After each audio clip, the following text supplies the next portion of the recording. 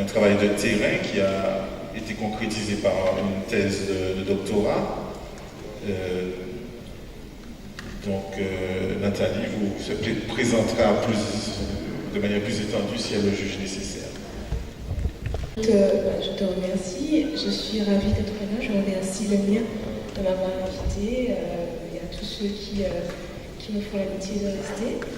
Alors aujourd'hui, je vais parler Chilé naturel, le mouvement Chilé naturel vers une subjectivité radicale noire. Alors c'est vrai, j'ai changé le titre, parce qu'en faisant la présentation, j'ai changé la vie, donc j'ai changé le titre. Le mouvement Chilé naturel tel qu'on le connaît aujourd'hui en Martinique est plus ou moins récent, et on peut affirmer qu'en 2016, il offre une alternative à la pratique sociale du défrisage. Aurait-il vu le jour sous l'impulsion des travaux de Mme Smeralda? Serait-il dû à un sursaut identitaire déclenché par la grève de 2009? Ou bien est-il la conséquence de la démocratisation de l'Internet à haut débit, facilitant l'accès aux forums, blogs et chaînes YouTube consacrés au sujet? Personnellement, je ne me suis jamais défrisé les cheveux, donc je n'ai pas eu le déclic. Donc je suis partante. Si vous avez envie de partager votre expérience avec moi, je suis preneuse. En dépit du fait que l'on ne puisse pas exactement situer la genèse de ce phénomène, on ne peut cependant que constater l'engouement pour la libre expression des cheveux crépus dans leur état naturel. Le mot nappy, bien que controversé, décrit souvent chez nous une femme pleine d'assurance, belle, coquette et soignée, dont les chaussures vont toujours avec le sac à main. Cette femme crépue, bouclée ou frisée, avec un campement particulier, revendiquerait-elle un héritage africain? Est-elle plus engagée qu'une autre, ou suit-elle ce qu'elle pense être un phénomène de mode? Alors c'est la recherche que je suis en train de commencer, que je souhaite partager avec vous. Je propose que le mouvement Chilé naturel s'inscrive dans une dynamique du souci de soi, en rupture avec les normes et l'esthétique française, et qu'il soit le reflet de l'élaboration d'une subjectivité radicale martiniquaise. J'utilise le concept du souci de soi, développé par Michel Foucault dans le 3e tome de son Histoire de la sexualité, pour faire plus ou moins écho à ce que les initiés du monde belais appellent un mania vive. Le souci de soi entend la connaissance du soi, le contrôle de soi, le soin de l'autre, la quête du beau pour une vie épanouie dans la cité. On ne peut pas avoir une conduite morale ou sociale sans un développement du soi. Le souci de soi est un art de vivre où l'éthique se joint à l'esthétique pour résulter dans une meilleure appréciation du plaisir et du vivre ensemble. Par exemple, nous pouvons dire que quelqu'un qui prend dans le contexte de Foucault, dans la Grèce ancienne, nous respectons la loi car nous avons une éthique personnelle qui nous y encourage et non parce que nous y sommes forcés. Foucault identifie ce concept en analysant l'aristocratie dans l'Antiquité grecque. Ainsi, ceux qui pouvaient pratiquer cette discipline de vie étaient des hommes libres. Les femmes et les esclavagés n'étaient pas en mesure de prendre part officiellement à l'administration de la cité et ne pouvaient pas prendre soin d'eux. Ils n'avaient ni le loisir ni l'opportunité d'adhérer à cette discipline de vie. Nous, et dans la ronde Belay et dans Mier, le mania vive décrit un art de vivre inclusif. Femmes et hommes de tous âges, de toute classe sociale, peuvent adhérer à cette éthique qui met en avant la connaissance de soi, le respect de l'autre, la tolérance et le partage, l'entraide, dans une optique de devoir de savoir et du partage de ces savoirs. Le mania vive Belay, promouvant des réseaux économiques solidaires, cherchant à libérer l'humain du paradigme où il est le plus souvent objet que sujet. Du point de vue de Bell Hooks, le mania vive Belay se détacherait clairement des valeurs capitalistes, racistes et sexistes du système néocolonial dans lequel nous évoluons. Pour lier ces concepts avec le cheveu naturel, je propose d'aborder le sujet en 3 points. Dans le premier temps, nous aborderons la pratique sociale du tressage en Afrique de l'Ouest précoloniale, puis nous nous pencherons brièvement sur l'impact du mouvement Black is Beautiful et de son afro sur la Martinique, puis nous nous pencherons sur la mania vive Chilé naturel avec son impact international. Donc j'ai choisi ces photos pour bien vous dire que la guerre de l'esthétique est réelle. Il y a quelques jours de ça, il y a l'actrice que M. Combo a citée, Lupita Nyong'o, qui a participé au Met Gala, qui est une remise de prix. Enfin, c'est une soirée où tout le monde met ses plus beaux atours à Hollywood. Elle est venue avec cette coiffure en particulier. Si vous notez la photo du bas, où elle est à côté de l'actrice Audrey Hepburn, donc tous les magazines européens ont dit qu'elle avait copié la coiffure d'Audrey Hepburn dans le temps, alors que clairement, elle revendique son africanité. Lupita Nyong'o est du Kenya, donc il n'y a rien à voir. Je ne vois pas pourquoi. On comprend pourquoi ils veulent la ramener vers eux, vers leur côté européen, mais on est vraiment dans une esthétique africaine. Et ça, si on ne le sait pas, on se laisse facilement couillonner parce que c'est ce que nous avons dans nos magazines. Alors là, je vais vous passer.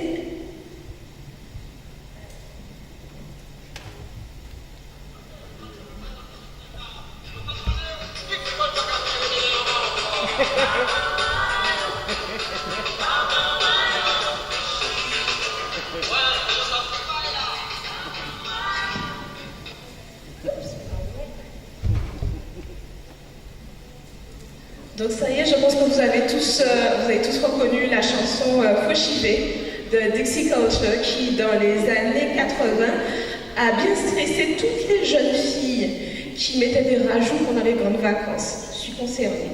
J'ai trouvé l'importance d'inclure Dixie Culture ici pour démontrer qu'en Martinique, il y a une véritable fierté d'avoir des cheveux naturels longs.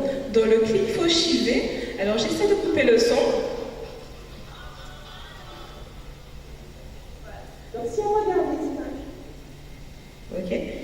Donc si on regarde les images, même s'il parle de fierté noire, il n'y a qu'une fille dans le groupe des cheveux naturels, entre guillemets, qui porte les cheveux plus ou moins crépus et courts. C'est la fille qui fait le refrain. Je dirais même qu'ils oscillent entre le wave et le défrisage qui mérite d'être retouché. Toutes les autres ont des cheveux très longs, défrisés ou naturellement longs et raides. Le style naturel, tel qu'on l'entend aujourd'hui, est porté par des rastas qui, dans le clip, représentent la masculinité hétéronormée ainsi que le discours Black is Beautiful. Il y a aussi une seule femme qui a des grandes locks, mais à aucun moment on ne voit une des filles, entre guillemets, nappies que nous voyons. La seule fille, la fille dont il se moque, qui a des cheveux, qui porte les faux chivés, elle a un look plutôt ghanéen, africain, où on a la culture du stressage. Donc cette injonction des cheveux naturellement longs, sans artifice, est selon moi symptomatique de la stratégie de la peau sauvée adoptée par nos aïeux dans le processus de survie durant la période coloniale. Nous sommes souvent très fiers d'évoquer tel ancêtre caraïbe, blanc ou indien, pour justifier la beauté de nos cheveux, de notre teint ou la forme de notre nez. Porter des mèches discrètes serait tricher sur notre patrimoine ethnique. Cette attitude, loin de promouvoir les cheveux crépus pour les femmes, est plus en décalage avec la tradition africaine de l'ornement, du tressage et du coiffage. Le tressage, loin d'être simplement fonctionnel, a toujours constitué une véritable pratique sociale, rituelle, cérémonielle, initiatique ou tout simplement conviviale, à laquelle on peut consacrer des heures, voire des jours. La coiffure... alors on va arrêter avec Dixie Culture. Les coiffures traditionnelles avaient une place fondamentale dans la cohésion familiale, communautaire et sociale, parce qu'en tant que confident privilégié des femmes, les tresseuses et coiffeuses savaient tout sur le monde, sur les origines et l'histoire des lignées et des parentés. Les tresses et les nattes africaines sont parfois le fruit d'un véritable travail d'orfèvre, faisant appel à une géométrie aux lignes pures et aux arabesques recherchées. Malgré sa fantaisie apparente, la coiffure africaine est très codée. On observe de nombreuses coiffures correspondant à des étapes de la vie, la naissance, le passage à l'âge adulte, le mariage et le deuil. Alors là, j'ai choisi des photos d'une ethnie, les Igbo, du Nigeria. Et voilà les coiffures auxquelles on pourrait s'attendre. Alors, toutes ces coiffures ne se faisaient pas exclusivement qu'avec des cheveux naturels. Jerry Summers, dans l'anthologie Tender-Headed, nous informe qu'à l'époque précoloniale, ces coiffures étaient réalisées avec des matériaux similaires à la texture du cheveu, comme la laine. On y ajoutait des corybes, des perles en corail pour créer de véritables œuvres d'art. Pour ces hommes et ces femmes, se coiffer, avoir une apparence soignée était extrêmement important dans leur standing dans la cité. Nous reconnaissons ici la pratique du souci de soi, où maintenir une image et une éthique déterminent le prestige social de l'homme ou de la femme. S'orner, ajouter à ce qui existe déjà pour accomplir une coiffure, porter des faux cheveux donc, est fondamental dans la tradition africaine. Cette pratique ne devient problématique que lorsqu'elle est utilisée pour traduire une esthétique européenne étrangère à l'esthétique africaine première. Alors, pour rester dans le cadre des représentations au Nigeria, avec les tissages, les perruques reproduisant les cheveux raides européens, les cheveux raides est l'un des marqueurs d'une aliénation de l'esthétique du peuple premier ou déporté au profit des canons de beauté de la culture dite dominante. Thuy Smith, dans ses travaux sur la décolonisation des méthodes de recherche universitaires, aborde la question de la discipline des colonisateurs ou des formules de domination dans le sens foucalien du terme. Dans ce chapitre, elle propose que le savoir et le savoir-faire indigène a été et est encore systématiquement décrédibilisé grâce à un effort de marginalisation, de division et de compartimentation des modes de vie. Cette marginalisation est bien entendu identifiable dans les codes et le processus du stressage. Pour s'intégrer à la culture dominante, une femme, si elle veut être sophistiquée et moderne, doit se défriser les cheveux ou cacher ses traits sous des perruques et des tissages. Par exemple, nous sommes dans la production des films nigériens. Nous avons là une actrice très connue qui s'appelle Mercy Johnson. Alors sur la droite, on la voit très glamour dans son état normal, entre guillemets, avec son tissage. Et sur la gauche, c'est une très bonne actrice, elle joue une fille du village. Donc les filles du village portent des tresses parce qu'elles ne sont pas sophistiquées, elles ne représentent pas ce qu'il y a de plus beau dans la voilà, c'est le fait qu'elles soient Subaru, on va dire en Martinique, et aussi se lit aussi dans ses cheveux, alors qu'une femme sophistiquée ressemble, c'est la même actrice, ressemble plus à la jeune femme qui est sur ma droite. Pour tourner notre propos vers les Amériques, nous sommes obligés de citer Madame C.J. Walker, première femme noire millionnaire grâce à la commercialisation d'une gamme de produits de soins capillaires ainsi qu'une méthode pour gérer, entre guillemets, les cheveux des femmes noires. Née en 1867, ses parents et ses frères et sœurs aînés avaient été esclavagisés sur l'habitation de certain Robert W. Bernice Madison.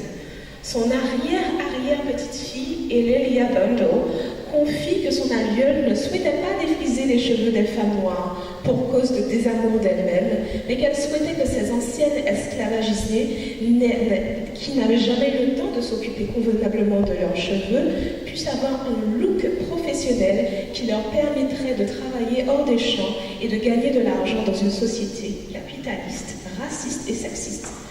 Bien que le travail de Mme Roque fût louable, car il offrit à ces femmes une perspective de résistance et d'éventuelle intégration, il ne remettait cependant pas en question ce système foncièrement injuste aux afrodescendants et qui requérait qu'on se coiffe rapidement pour aller au travail, on fasse un wash and go, avec les cheveux le plus lisses possible. C'est avec l'avènement du Black Power Movement, bien des années plus tard, on a vu se développer une subjectivité radicale noire qui se traduisait capillairement par un afro. Les années 1960 ont vu une remise en question des normes de la culture dominante raciste, sexiste et capitaliste. Audre Lorde, une grande activiste, déclarait « Prendre soin de moi n'est pas de la complaisance, mais un instinct de conservation, un véritable acte de guerre politique. Prendre soin de soi, c'est aussi prendre soin de ses cheveux, et il n'est pas surprenant qu'Audre Lorde portait un afro, comme les membres de la branche la plus radicale du mouvement des droits civiques, les Black Panthers. Le port de l'afro pour ces militants représentait une rupture avec l'esthétique de la culture dominante, comme l'avaient fait les premiers Rastas en Jamaïque avec la barbe. Black is beautiful. Porter un bel afro signifiait s'accepter sans attendre la validation des dominants. Cependant, ce message politique d'acceptation de soi a été rapidement étouffé, comme l'explique Angela Davis dans Afro Image Politics Fashion and Nostalgia, où elle démontre que les marchands ont capitalisé sur son image, que vous voyez à droite, pour vendre la nostalgie des années 70 sans tenir compte du combat mené, du harcèlement, des intimidations subies quotidiennement par les femmes qui, comme elle, étaient engagées dans cette guerre politique et esthétique. Pour beaucoup, Dr Angela Davis, militante radicale pour la justice sociale et raciale, l'égalité homme-femme et marxiste, n'est qu'un afro. Et cet afro, un phénomène de mode. Elle recommande: nous avons besoin de trouver les moyens d'incorporer ces images dans la mémoire sociale et politique, au lieu de les utiliser comme moyen de substitution qui ne fait qu'encourager l'atrophie de la mémoire. L'afro, phénomène de mode, peut être tracé jusqu'en Martinique, où tout le monde dans les années 70 portait un afro. Il est important de noter que seul l'afro est à la mode. Alors vous aurez reconnu, je pense, sur la gauche, M. Robert Saillé, dans les années 70, grand militant, voilà, qui nous a fait l'amitié de nous passer la photo. Donc l'afro est porté et par les militants, et par ceux qui ne militent pas, par tout le monde. Tout le monde porte l'afro. Ça ne veut pas automatiquement, l'afro ne vous case pas dans la classe des activistes directement. Alors, les femmes, donc je disais que l'afro est à la mode, pas les cheveux naturels, l'afro. Les femmes et certains hommes qui avaient aussi l'alternative de porter des extensions avec des perles, mais la créativité du tressage que nous connaissons aujourd'hui n'est pas d'actualité.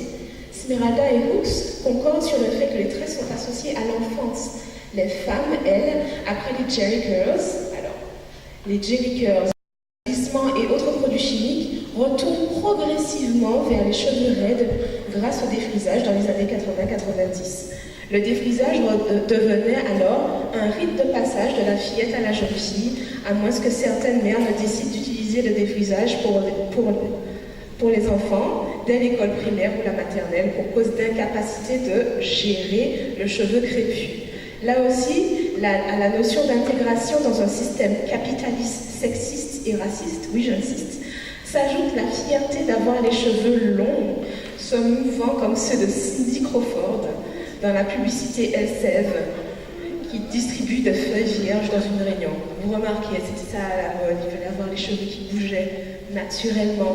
On ne pouvait pas, les cheveux qui restaient raides comme ça n'étaient pas intéressants.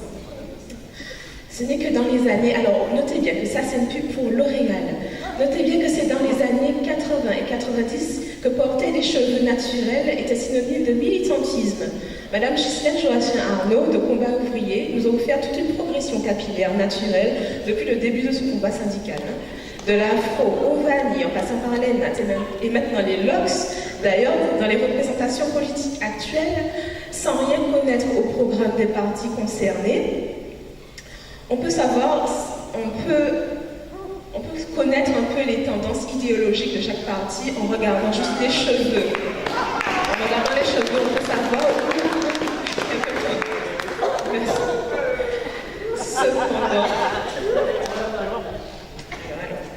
Cependant, dans le mouvement Chili naturel, l'équation naturelle militante n'est plus automatiquement équilibrée.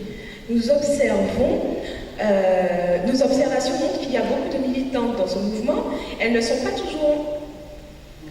toutes militantes. Il y a beaucoup de femmes dans ce mouvement qui ne sont pas toutes militantes, ni particulièrement afrocentrées. Dans la progression actuelle de mes recherches sur le sujet, nous observons une véritable dépolitisation du cheveu qui traduirait cependant une vision du monde en rupture avec le système capitaliste, raciste et sexiste. Ainsi, s'il existe des produits spéciaux cheveux naturels qui se vendent à prix d'or sur le marché martiniquais, beaucoup de femmes préfèrent confectionner leur beurre, leur mousse et masque capillaire à la maison. Les recettes de ces différents produits se trouvent gratuitement sur les sites de partage de contenu comme YouTube. Depuis plus de 10 ans, un véritable réseau alternatif s'est mis en place pour faciliter la transmission du savoir, autrefois dénigré et étouffé par la discipline impérialiste. Pour peu qu'on ait des notions d'anglais, on peut avoir des techniques et des méthodes du continent africain, de l'Europe et des États-Unis. Grâce à ces nouveaux moyens de communication, les femmes noires recréent la communauté, les liens interpersonnels et l'atmosphère qui existaient dans le processus du tressage africain, se coiffer, prendre soin de soi était une pratique collective. Le cheveu n'est plus géré. Alors là, je vous ai présenté, ce sont mes youtubeuses préférées. Il y en a de tout, du temps j'avais les locks, là j'avais mes locks, j'ai mes cheveux. Ça, c'est des gens qu'on regarde tout le temps et qui nous donnent des informations un peu partout dans le monde. Donc le cheveu n'est plus géré pour intégrer un rythme européen, mais coiffé avec patience, avec la science africaine. Le savoir est un pouvoir. Cette science que nous avons appris à dénigrer est maintenant recherchée et respectée à travers tous les réseaux sociaux de communication. Christelle Kedi, conseillère en images et innovatrice dans les cosmétiques, fait un gros travail de recherche sur les techniques et produits utilisés en Afrique précoloniale par les hommes et les femmes pour s'occuper de leur corps. En effet, quand on voit les photos, avec quoi se rasaient-ils, quels produits ils utilisaient pour garder la peau douce, qu'est-ce qu'ils utilisaient. Donc ça, c'est Christelle Kedi qui fait ce travail-là. C'est un travail qui fait écho à une Martiniquaise, Josepha, qui est la sœur de Jacqueline Nabé. Alors, j'ai trouvé cette photo-là sur un magazine Ebony qui date des années 71 et qui, en 70, tenait le premier salon de beauté afrocentré à Paris, où elle mettait au bout du jour les coiffures traditionnelles africaines. Donc ça, ce sont des exemples de son travail. Cet héritage du souci de soi se manifeste même au-delà des cheveux. Le mouvement Chilé naturel tend aussi vers une éthique, un mode de vie plus en phase avec l'environnement et l'autre. Ainsi, beaucoup de ces femmes chercheront à se nourrir plus sainement, à acheter sur les marchés et non systématiquement en grande surface. Elles se soucieront des provenances des aliments, de leurs produits. Beaucoup se retournent vers la médecine dite douce, ou alors là, je suis embarrassée, je dis les rasiers, donc vous me pardonnerez ça. D'autres intégreront des accessoires, des vêtements avec des résonances africaines ou caribéennes.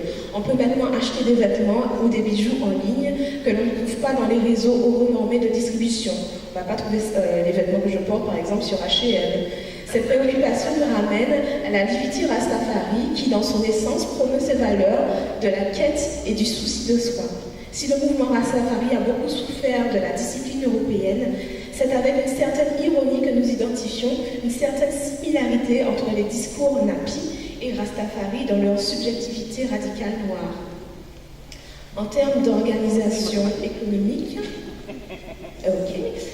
des startups se mettent en place pour mettre en relation des coiffeuses, spécialistes du cheveu, avec les clientes. Donc on a vraiment une diminution de la vente des défrisages, une augmentation du pouvoir d'achat de celles qui les utilisent. Et on a aussi un problème, c'est que nous avons maintenant les grandes marques comme L'Oréal qui essaient de racheter, de s'approprier ce mouvement et nous empêcher de vivre vraiment, de nous voler cette manière de vivre. Donc il y a L'Oréal qui a mis la main sur Izani et qui aussi est en train d'essayer de mettre la main sur tous les petits producteurs, les premières femmes qui ont fait les premiers produits dans leur cuisine.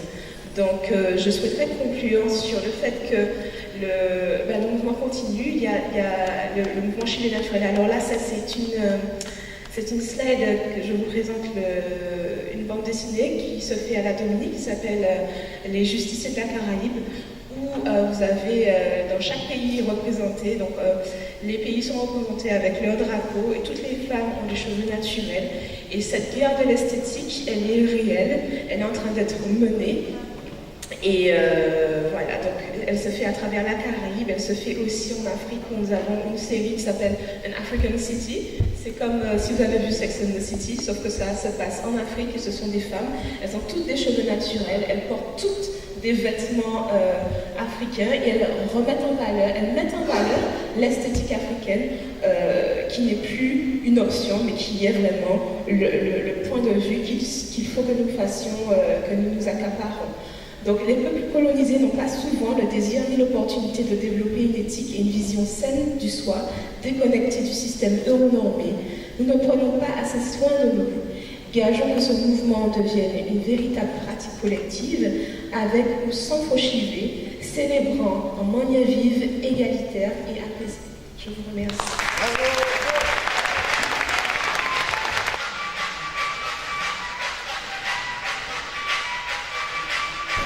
Merci à Nathalie Monlouis.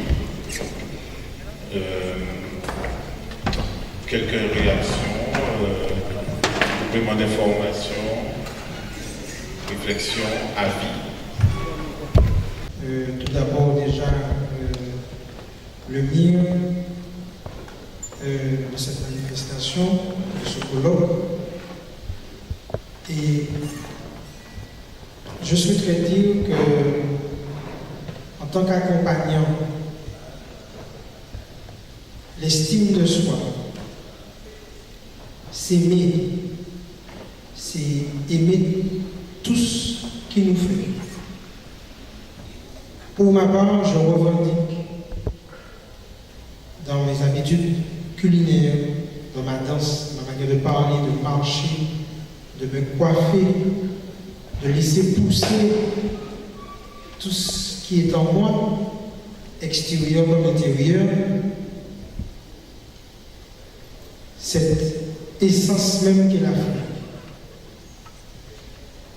Et je vis avec cette fonction de cette adaptation de cette Afrique en Martinique. Parce que je suis martiniquais.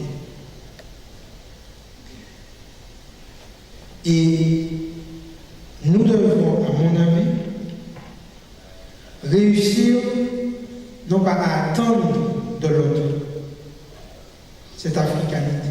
C'est en ce sens que ce colloque a tout son sens. C'est que nous devons, nous, le crier, le vivre,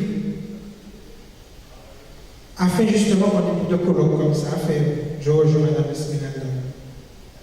Sauf que pour ma part, je dois comprendre aussi pourquoi on est si peu nombreux aujourd'hui, par rapport justement à la journée précédente dont elle a fait référence concernant les origines aussi indiennes. Ça veut dire qu'il y a une partie chez nous qui rejette l'Afrique. Mais qu'est-ce qu'on rejette en réalité? Et je veux dire que c'est l'objet de ma lettre profonde quand moi je fais des accompagnements individuels, parce que par exemple je fais du coaching, l'estime de soi. Et je veux dire deux choses. Nous sommes issus d'un père et d'une mère. Nous pouvons avoir un père qui nous a battus, une maman qui nous a battus. Je dois réussir à aimer cette mère qui m'a battu. Je dois l'accepter comme étant la construction de ce que je suis aujourd'hui. Ça veut dire que nous devons accepter tout de l'Afrique. Pas une partie. J'accepte ces habitudes, ce qui me font, ce qui m'a permis de résister, ce qui m'a permis d'essayer d'exister dans un système colonial. Mais je dois accepter aussi ce qui m'empêche de le crier haut et fort. Et si nous refusons de regarder ça, eh bien nous allons toujours nous retrouver si peu nombreux. Donc il faut commencer par un petit nombre. Tout commence par un petit nombre. Mais pour toucher le plus grand nombre. Nous avons cette africanité en nous dans tous les actes de la vie. C'était même pas à démontrer, c'est là. Mais qu'est-ce qui nous empêche non seulement de le vivre, de le développer économiquement, socialement, j'allais dire même institutionnellement. Et de croire justement que le berceau dans lequel nous sommes nés, qui est le berceau de l'humanité, finalement nous en sommes très peu fiers, alors que nous le vivons tous les jours. Et puis je terminerai par ce que je crois moi du cheveu. Je crois que le cheveu est la dernière antenne nous permettant de capter les énergies de l'univers. Et que le cheveu crépus par essence nous permet de faire une chose fondamentale.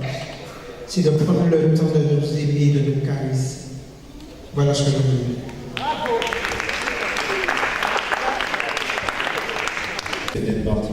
Je vais revenir dessus. La réparation est précédée par le processus d'auto-réparation. Ça veut dire l'acceptation de soi, c'est être fier de nos défauts. Et je vais reprendre un philosophe qui dit que mes défaites sont des chefs-d'œuvre. Ça veut dire que même ce qui est mauvais chez nous, l'aimer. Ce que les autres estiment être mauvais, nous l'aimons. Et c'est dans ce genre de moment que je répète, j'ai l'extrême fierté d'être martiniquais. Le cheveu, c'est un atout esthétique qui est formidable. Nous avons la chance d'avoir d'un jour à l'autre des coiffures différentes et dont la limite ne correspond qu'à notre imaginaire. Donc j'estime que c'est la meilleure des choses de garder le cheveu naturel. Et pour revenir sur l'estime de soi, garder son cheveu, c'est admettre que nous sommes ce que nous sommes et nous aimer tel que nous sommes. Et sur ce, je tiens encore une fois à te remercier et à remercier aussi toutes les personnes qui sont passées. Conviction qu'il faut nous trouver pour nous déconstruire. Et on parlait de Jamais Créole. Et c'est vrai qu'en Guadeloupe, là, il y a une politique qui va parler des formes créoles, des sociétés créoles, des Jamais créoles. Et donc c'est vrai que là, on fait une démonstration là à combien d'Africains qui étaient venus en Martinique, qui a pas encore passé même qui n'a pas Guadeloupe. Ça a démontré que nous profondément nous c'est africains et que les affaires créoles là, il faut pas arriver ça. Et c'est vrai qu'il n'y a pas commencé de plus force pour argumenter là qu'ailleurs en Guadeloupe. Donc ça c'est, on va parler en termes d'auto-réparation, parce que après c'est important de déconstruire. Et puis aussi par rapport à quelque chose qui est essentiel, très souvent là nous ne parlons pas des ancêtres, nous ne parlons pas des esclaves, nous ne parlons pas des grands mots à colonisateur là, esclavagistes là. Nous ne j'entends qu'on descend d'esclavagistes parler des ancêtres et il n'y a pas dit les esclavagistes, il n'y a pas dit ça, regardez avec les AC 86 là, il y a parlé des descendants d'esclaves, les descendants de colons. Donc il faut nous aussi apprendre à parler des ancêtres nous en termes valorisants. Et c'est là que je dit tout à l'heure que c'est douloureux, mais c'est douloureux sur les ancêtres à représenter en tant qu'esclaves, pas parler bien en tant qu'esclaves. C'est normal qu'on prenne distance par rapport à ça. Donc après, si nous avons combat mener, c'est faire en sorte qu'il doit nous arrêter, nous, parler des ancêtres nous en termes d'esclaves. Parce que j'ai entendu l'introduction de Madame Montlouis. Lorsque j'ai commencé à travailler sur cet objet, et là je vais revendiquer quelque chose que j'estime avoir créé. Personne ne le fera à ma place, donc je le fais pour moi. Quand j'ai commencé à travailler sur la question des cheveux, on n'était pas dans des mouvements nappies ou pas nappies. Il y avait, comme dans tous les peuples, des gens qui portaient leurs cheveux naturels, d'autre part, et il y avait chez nous, à cause d'une forme d'aliénation, plus de gens qui se défrisaient que de gens qui portaient leurs cheveux naturels. Quand j'ai commencé à réfléchir sur cette question, j'étais dans une problématique à la fois sociologique, économique et culturelle. Parce qu'il me semblait que justement, parce que j'ai toujours été militante, il me semblait que quelque chose entravait notre avancée dans le militantisme. C'était que nous étions trop préoccupés de nos corps. Nos corps étaient au milieu de tout. Nous lui accordions tout notre temps et nous perdions du temps à ne nous occuper que de nos corps. Parce que je voyais bien que les autres peuples n'étaient pas lestés de leur corps, mais qu'ils les vivaient. Bien sûr, notre histoire était ce qu'elle était.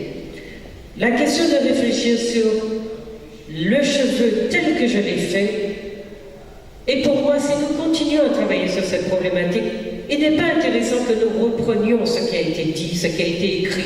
Parce que quand Mme Montlouis demande, était-ce dû à Mme Smeralda, mais qu'elle ne le cite pas et qu'elle n'explique pas en quoi, éventuellement, Mme Smeralda a apporté quelque chose à cette problématique, je veux vous dire que tous les mouvements politiques autour du cheveu de l'afro, d'ailleurs, que nous avons repris sans le politiser, alors que pour les Américains, il était hautement politique, tous ces mouvements-là ont politisé nos corps. Et mon travail, c'était justement de le dépolitiser. Et donc, j'ai fait un travail qui est un travail pionnier et qui a effectivement influencé tous les autres travaux qui sont venus. Et je n'ai pas envie de le crier à la tête du monde, sauf qu'à la Martinique, dans mon pays, où on a mis tout le temps qu'il fallait pour adopter le mouvement NAPI, justement, aujourd'hui, tout le monde est pressé de de dire, mais non, c'est pas Madame Smeralda, parce qu'elle faisait ci, parce que moi-même je ne m'étais jamais défrisée, ou parce que ceci, ou parce que cela. Je trouve que c'est malhonnête. Je trouve qu'il nous faut regarder. En plus, les petites mains qui ont travaillé à rendre le cheveu crépus, de lui donner la place qu'il était, c'était des gens de France, un mouvement dont je n'ai pas entendu parler une seule fois, à l'île Tacite de Guadeloupe, à l'île Tacite, qui a fait un travail immense dans ce sens-là. Je n'ai pas entendu prononcer son nom, et je veux dire, puisque vous êtes dans des essais de resituer historiquement le mouvement NAPI, soyons honnêtes, les petites mains qui ont travaillé au mouvement NAPI étaient en France. Il y a eu des gens qui portaient leurs cheveux crépus, c'est vrai, mais ce qui a donné sa dynamique à ce mouvement, c'est le type de travail que nous avons mené en France, au cœur justement de dans une population qui avait beaucoup de mal à s'accepter et qui donnait trop d'importance au corps. Donc moi, lorsque Aline Tacite a su que ce livre était écrit, elle est venue me chercher et nous avons mené chaque année, plusieurs fois dans l'année, des conférences, des manifestations pour que justement les gens se mettent de s'occuper justement de leurs traditions africaines. Et nous avons travaillé économiquement la question, c'est-à-dire que dans mon livre, je parle du coût de la beauté que nous avons adopté et qui fait que nous avons mis au cœur de nos pratiques esthétiques des pratiques qui nous coûtent très cher parce qu'elles ne reviennent pas. Donc le travail qui était mené, c'était de montrer que les Africains avaient une esthétique, qu'ils avaient travaillé depuis des siècles, des millénaires, cette esthétique, et qu'ils étaient très fiers de ce qu'ils étaient, et qu'ils n'avaient pas que leur corps dont ils s'occupaient beaucoup de leur esprit, et notamment de leur place dans l'univers. Donc c'était dans ce sens-là que j'ai fait ce travail, qui a été repris des milliers de fois aujourd'hui, et c'est tant mieux. Mais je veux dire, la façon dont la problématique a été posée, il y a quelque chose qui a été pionnier dans ce travail qui s'appelle peau noire, cheveux crépus. C'est juste pour remettre un petit peu les pendules à l'heure et pour revenir à la question de la politisation du corps noir. Justement, parce qu'il est dans un environnement qui lui refuse son esthétique, qui lui refuse sa place, qui lui refuse de reconnaître de la beauté dans son cheveu et dans sa couleur, si bien que les trois quarts des pratiques des Noirs, en France notamment, consistent à se défriser et à se dépigmenter. Et c'est ça la problématique qui est importante. C'est pas de dire que c'est pas Smeralda ou que c'est Smeralda. Ce qui est important, c'est de comprendre pourquoi nous nous occupons de cette dimension de nos identités. C'est important.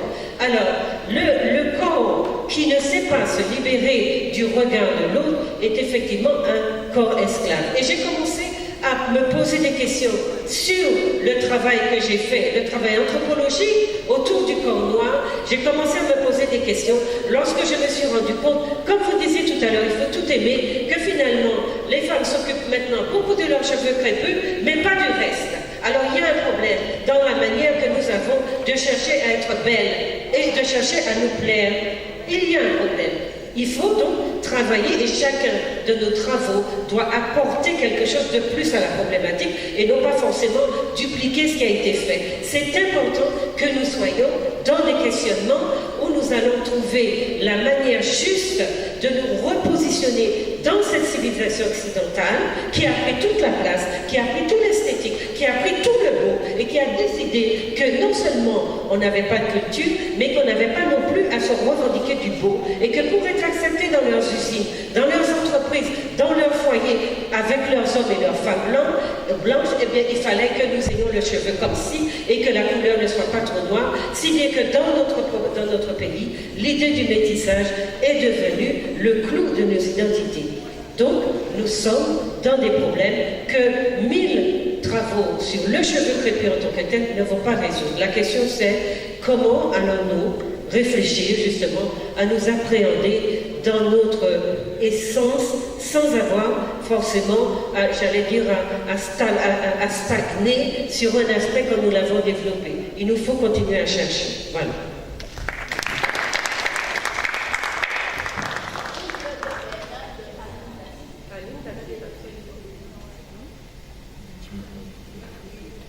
je voulais juste dire à Esmeralda que je l'ai cité, c'est dans une synergie, c'est pas pour dire que au contraire, on a lu ses travaux, tout le monde dans la salle est au courant de ses travaux, je ne suis pas dans la copie ou quoi que ce soit, je pense que mon propos était clair, dans le sens où on parlait